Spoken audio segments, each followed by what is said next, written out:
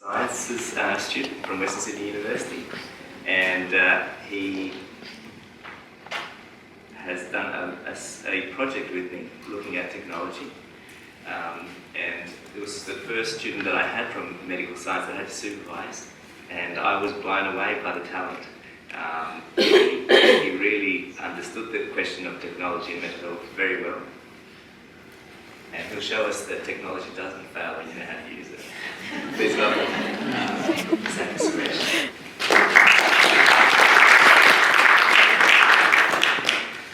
Hello everyone, as I said, my name is Samuel, and I'm just a Bachelor Medical Science student. Before I begin, I want to thank Dr. Rikulis, because 18 months ago I was doing my HSC, and 18 months later here I am presenting with people who are far more qualified than me and have far more expertise, and it's a privilege. I'm very grateful. Now, if you've seen my poster up front, you see that I did a literature review on social media and its impact on young people. Now, social media has a dual definition. It's a tool that we use to communicate with each other, but it's also an environment we spend time in. Those are the main examples: Facebook, Instagram, Twitter. Now, before I go on, I just want to say I love technology, and I'm amazed at things people have been able to do with social media. From being able to talk to each other face-to-face across the world, to the fact that people on a platform like YouTube can talk to 3 million people and more at the same time. We're more closer to each other than we've ever been before, and we're also more connected. We're the most connected group of people who have ever lived on Earth. But there's this stigma in society that these tools that we use have a sort of dark side to them, and I think you know what I mean. I mean, even Steve Jobs, when he was asked, what do you think about technology and children, he said, they don't use it, and we place restrictions at home. See, the thing that got me into this whole topic was, I saw this in the news one day. Young people who use social media are more likely to be depressed.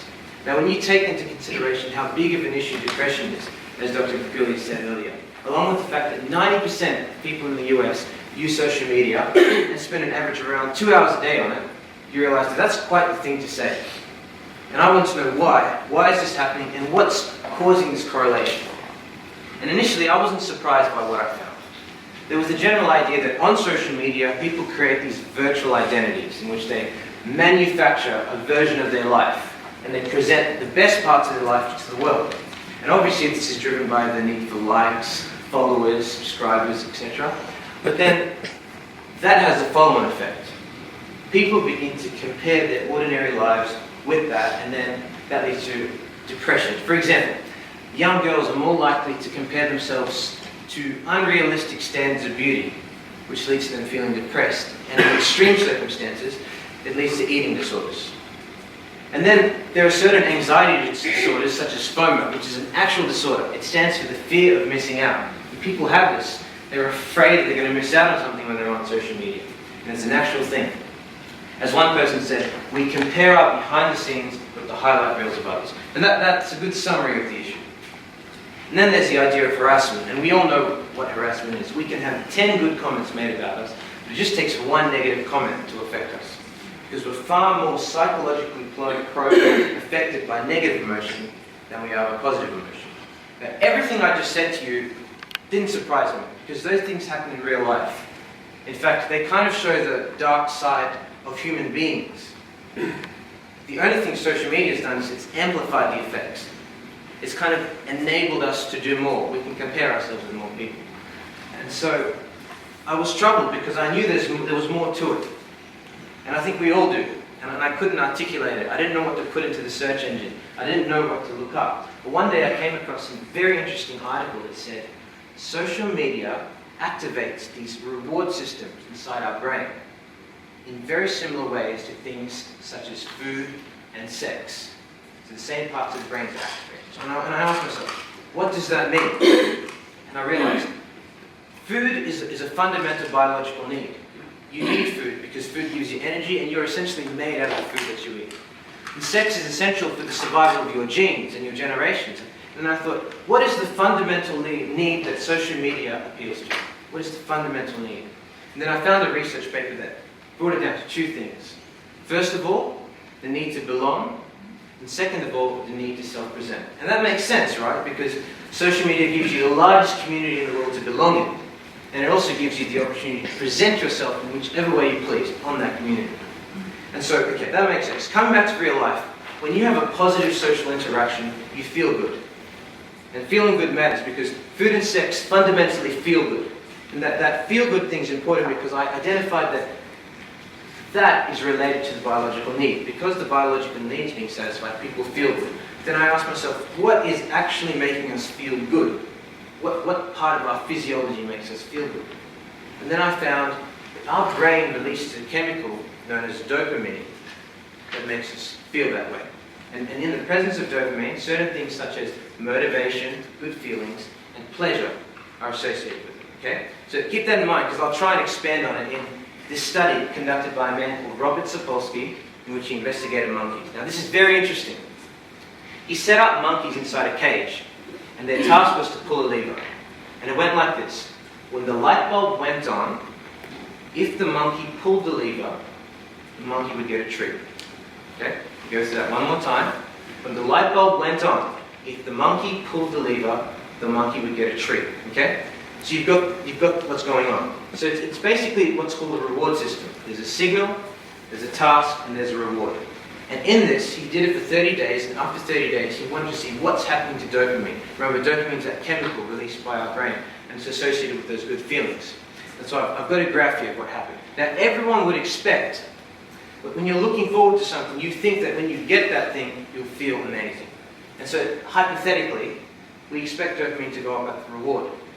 But something very interesting happened. Dopamine went up when the light bulb turned on. And that surprised them. And it led them to conclude that dopamine wasn't about the reward, it was about the anticipation to the reward. It was about the expectation of the reward. It wasn't just about pleasure, it was about the pursuit of pleasure. And very interestingly, some monkeys didn't have a dopamine rush like that. And they didn't pull the lever. And they realized dopamine's important as it helps us work towards a goal. That's why it's associated with motivation. Now, they did something very interesting for the next 30 days. They only gave the treat 50% of the time. So one day they'd give it, one day they wouldn't. One day they'd give it, one day they wouldn't. So they got the monkey guessing, will I get the treat? And does anyone want to guess what happened to dopamine? Who thinks it went up? Who thinks it went, stayed the same? Who thinks it went low? Okay, no one, okay, I assume you don't want to guess, that's alright. Surprisingly, it went up, but not just a little bit, it shot up. Shot through the roof. And that was because the moment you brought maybe into the equation, you said the monkey's dopamine level's crazy. And that's the same psychological effect that works in slot machines and casinos. The idea that on the next pull of the slot arm, you could win. And with social media, on your next post, you could win. You could get more likes. You could get more followers. Or you could get a new friend. It's the idea of maybe something might happen. And this number here, it's a currency that appeals to that biological need. But when you look at what happens in reality, as one person said, actual relationships, social media is so seductive as it creates the illusion of companionship without the demands of friendship. Because people are just caught up in this little short-term dopamine rush of feeling good, feeling good, feeling good. And that's why it's compared to something like cocaine. Because that's quite the comparison to make. Because cocaine does a very similar thing to your dopamine levels. It leads to a spike. Now, very interestingly, we know that cocaine addicts tend to be victims of depression as well. And that's because you see the downward part of the slope after the high? That part of the slope is associated with depression. And once they're low, they want to get high again.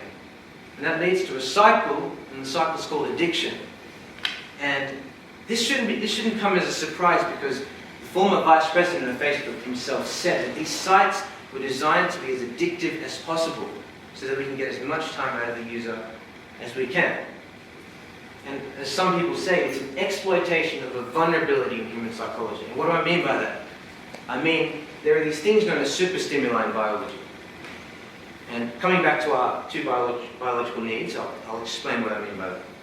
We've created things as a society that appeal to the biological need but abuse them. For example, with food we've created junk food. With sex we've created pornography. And both those things appeal to the biological need, but the evidence has shown that in the long term, both lead to negative effects both physically and mentally.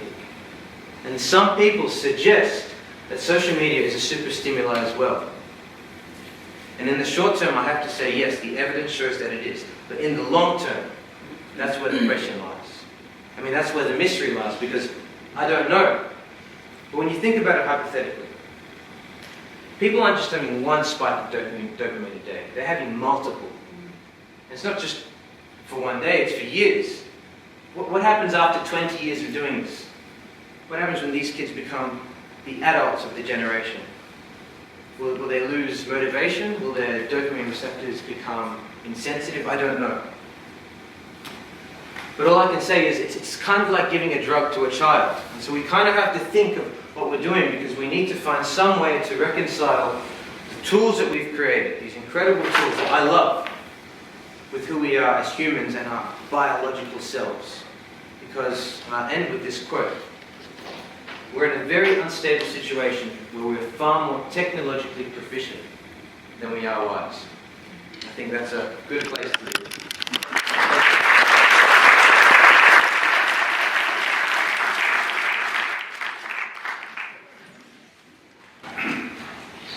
Speechless. Wonderful presentation. I think that deserves another round.